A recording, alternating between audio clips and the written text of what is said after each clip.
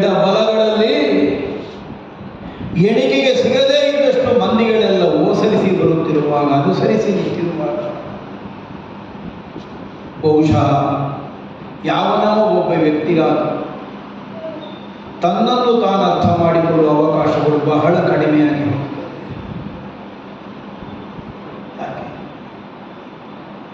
ಪರಿವೇಶಗಳು ಪರಿಸ್ಥಿತಿಯನ್ನು ಸೃಷ್ಟಿಸ್ತಾರೆ.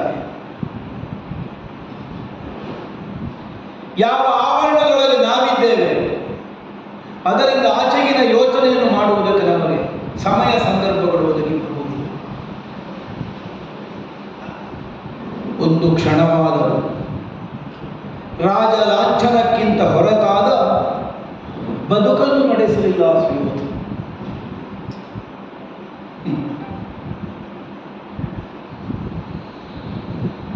ಬುದ್ಧಿ ತಿಳಿದಂದಿನಿಂದ ಅನುಸರಿಸಿ ನಿಂತ ಓಲೈಸಿ ಬಂದಂತಹ ಮಂದಿಗಳು ಆಡುತ್ತಿದ್ದಂತಹ ಧ್ವನಿಗಳು ಭವಿಷ್ಯತ್ತಿನ ಮಹಾರಾಜ ಅನ್ನುವಂತಹ ಗೌರವದ ಹಿನ್ನೆಲೆಯಿಂದ ಕೂಡಿದ್ದೇ ಆಗಿತ್ತು.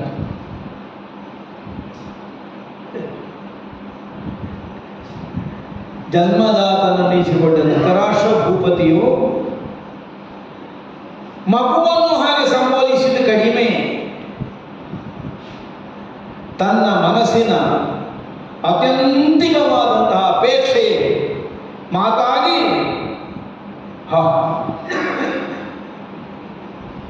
ಮಹಾರಾಜ ಅನ್ನುವ ಭಾವದಿಂದಲೇ ನನ್ನನ್ನು ನುಡಿಸ್ತಾ ಇದ್ದ. ಅಭಿಷೇಕನ ಹೊಂದಲಿಲ್ಲ, ಶಾಸ್ತ್ರೋಕ್ತವಾಗಿ ಸಿಂಹಾಸನಾರೋಹಣ ಮಾಡಲಿಲ್ಲ. ಆದರೂ ಯಾವನೊಬ್ಬನು ಸುಯೋಧನನನ್ನು ಹಸ್ತಿನಾವತಿ ಅರಸ ಅಲ್ಲ ಅನ್ನುವಂತಹ ಭಾವದಿಂದ ಕಾಣಲಿಕ್ಕೆ, ಅರಸ ಅಂತಲೇ ರಾಜ ಯೋಗ್ಯವಾದ, ರಾಜೋಚಿತವಾದ ಸಕಲ ಅನುಕೂಲಗಳ ಮಧ್ಯದಲ್ಲೇ ಬದುಕನ್ನು ಈ ತನಕ ನಡೆಸಿದೆ, ಸವೆಸಿದೆ.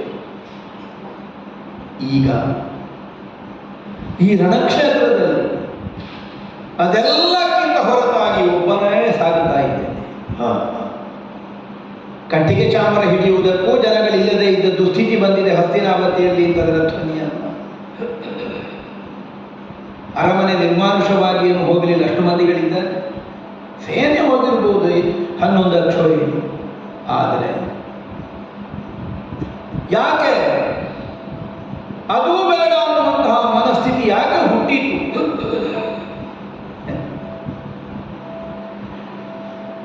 ಈ ರಣಕ್ಷೇತ್ರದಲ್ಲಿ ಅಳಿದು ಉರುಳಿದಂತಹ ಮಂದಿಗಳ ಶವವನ್ನು ನೋಡಿದಾಗ ತಾನಾಗಿ ಬಂದಂತಹ ಭಾವವೇ ಅಲ್ವೇ?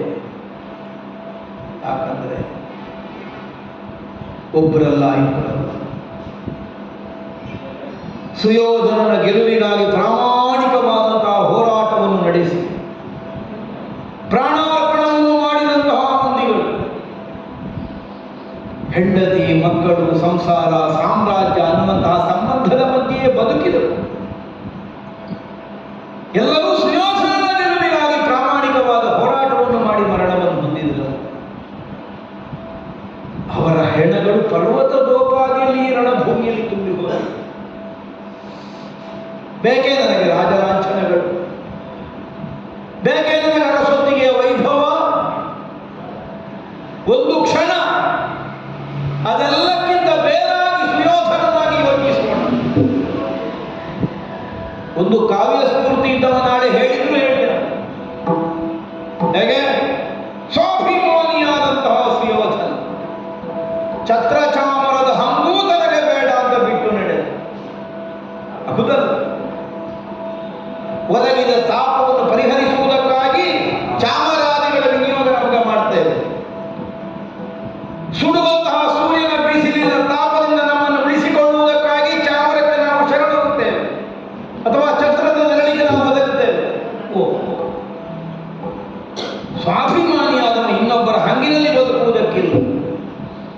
ಈ ನಿರ್ಣಯದಿಂದ ಛತ್ರಚಾಮರಾದಿಗಳನ್ನು ಬಿಟ್ಟು ಕಳೆದು ಸುಯೋಧನ ಸಾಗುತ್ತಾ ಇದ್ದಾನೆ, ಕವಿಸ್ಫೂರ್ತಿಯಿಂದ ಕಂಡಿದೆ. ಆದರೆ ನನ್ನ ಅಂತರಂಗ ಹೇಳುತ್ತದೆ, ರಾಜಕೀಯದ ಪರಿವೇಶದಿಂದ ಸ್ವಲ್ಪ ದೂರ ಉಳಿಯುವ ಕೇವಲ ಒಬ್ಬಾತ ಮನುಷ್ಯ ಮಾತ್ರನಾಗಿ ಯೋಚಿಸುವಂತಹ ಒಂದು ಕ್ಷಣ ನನ್ನ ಬದುಕಿನಲ್ಲಿ ಬರಲಿ ಅನ್ನುವಂತಹ ಉದ್ದೇಶದಿಂದಲೇ ಯಾವುದೂ ಬೇಡ. ಎಲ್ಲ ರಾಜಲಾಂಛನಗಳಿಂದ ದೂರ ಉಳಿದು ಒಬ್ಬನೇ ಮುಂದಕ್ಕೆ ಬಂದೆ. ವ್ಯಕ್ತಿಯನ್ನು ಅನುಸರಿಸಿ ನಿಲ್ಲುವಲ್ಲಿ ಬೇರೆ ಬೇರೆ ಕಾರಣಗಳಿರ್ತವೆ. ಸ್ನೇಹಕ್ಕೆ ಕಟ್ಟುವಡಿದಂತಹ ಮಂದಿಗಳು ದುರ್ಗುಣವನ್ನಾದರೂ ಆಡುವುದಕ್ಕೆ ಮನಸ್ಸು ಮಾಡುವುದಿಲ್ಲ.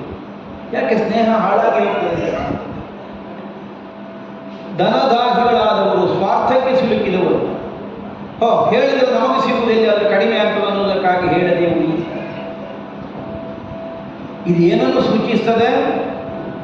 ಒಂದು ಅಧಿಕಾರದ ಆವರಣದಲ್ಲಿರುವವನನ್ನು ಅರ್ಥ ಮಾಡಿಕೊಂಡರೂ ಆಡುವುದಕ್ಕೆ ಎಲ್ಲರೂ ಒದಗುವುದಿಲ್ಲ, ಸಿದ್ಧರಾಗುವುದಿಲ್ಲ. ಎಲ್ಲವೂ ಅಂದರೆ ಏನು? ಅಧಿಕಾರದ ಕಕ್ಷೆಯ ಯೋಚನೆಯಲ್ಲಿ ಇರುವವನಿಗೆ ಅವನ ಮನಸ್ಸೇ ಮೋಸ ಮಾಡ್ತದೆ, ಹೇಳಲಿಕ್ಕೆ ಮುಂದಾಗುವುದಿಲ್ಲ. ಅದಕ್ಕಾಗಿ ಒಂದು ಕ್ಷಣ ಒಂದು ಆತ್ಮವಿವೇಚನೆಗೆ ಅವಕಾಶ ಆಗಲಿ ಅನ್ನೋ ನಿರ್ಣಯದಿಂದ ಯಾವುದೂ ಬೇಡ ಅಂತ ಎಲ್ಲವನ್ನೂ ಬಿಟ್ಟು ಮುಂದಕ್ಕೆ ಸಾಧ್ಯ. ಬರಿಗಾಲಿನಲ್ಲಿ ರಣಕ್ಷೇತ್ರದಲ್ಲಿ ಹೆಜ್ಜೆಗಳು ನೂರುತ್ತಾ ಮುಂದಕ್ಕೆ ಸಾಗುತ್ತಾ ಇದೆ. ಬೆಳದಿಂಗಳಿಗಾದರೂ ಛತ್ರ ಬಿಡಿಸಿ ತಲೆಯ ಮೇಲೆ ಹಿಡಿಯುತ್ತಾ ಇತ್ತು. ಅರಮನೆಯ ಚಂದ್ರಕಾಂತ ಶಿಲೆಯ ಅಂಗಡದಲ್ಲಾದರೂ ರತ್ನಗಂಗಳಿಯನ್ನು ಹಾಸುತ್ತಾ ಇದೆ. ಸುಯೋಧನ ನಡೆದು ಬರ್ತಾ ಇದ್ದಾನೆ, ಅವನ ಕಾಲಿಗೆ ನೋವಾಗಬಹುದು. ಆದರೆ ಇಂದಿನ ದಿನ ನನಗಾಗಿ ಪ್ರಾಣಾರ್ಪಣವನ್ನು ಮಾಡಿದಂತಹ ಮಂದಿಗಳು ಉಳಿದ ಈ ರಣಕ್ಷೇತ್ರ ನನಗೆ ಜೀವನದ ಯಥಾರ್ಥ ದರ್ಶನವನ್ನು ಮಾಡಿಕೊಡುವುದಕ್ಕೆ, ಆ ರಣದ ಸಂವೇದನೆ, ತ್ಯಾಗದ ಸಂವೇದನೆ ನನಗೆ ಅರ್ಥ ಆಗಿದೆ. ಅದಕ್ಕಾಗಿ ಬರಿಗಾಲಿನಿಂದ ರಣಕ್ಷೇತ್ರದಲ್ಲಿ ಸಾಗುತ್ತಾ ಇದ್ದೇನೆ. ಪರ್ವತದೋಪಾದಿಯಲ್ಲಿದ್ದಂತಹ ಹೆಣಗಳ ರಾಶಿ ಹತ್ತಿಳಿಯುವುದಕ್ಕೆ ಕಷ್ಟ ಆಗ್ತದೆ ಅಂತ, ಆದರೆ ಮುಂದಕ್ಕೆ ಅಡಿಯಂದಿರಿಸುವುದಕ್ಕೆ ತಡೆಯಾಗಿ ಪರಿಣಮಿಸ್ತಾ ಇದೆ. ಯಾಕೆ? ನನಗಾಗಿ ಪ್ರಾಣಾರ್ಪಣವನ್ನು ಮಾಡಿದಂತಹ ಮಂದಿಗಳು ಇವರು ಅನ್ನುವಂತಹ ಭಾವ ಬಂದದ್ದು. ಆದರೂ ಮುಂದಕ್ಕೆ ಸಾಗಲೇಬೇಕು. ಕೇವಲ ಯುದ್ಧ ಭೂಮಿಯಲ್ಲಿ ಮಾತ್ರ ಅಲ್ಲ, ನಮ್ಮ ಯೋಚನೆಯಲ್ಲಿಯೂ ಮುಂದಕ್ಕೆ ಸಾಗಬೇಕಾಗಿದೆ. ಒಂದು ಕ್ಷಣ ಬದುಕಿನ ಕುರಿತಾದ ಸಿಂಹಾವಲೋಕನವನ್ನು ನಡೆಸಿದರೆ ಈಗ ನಮಗೆ ಕಾಣುತ್ತದೆ ಎಷ್ಟಿದ್ದರೆ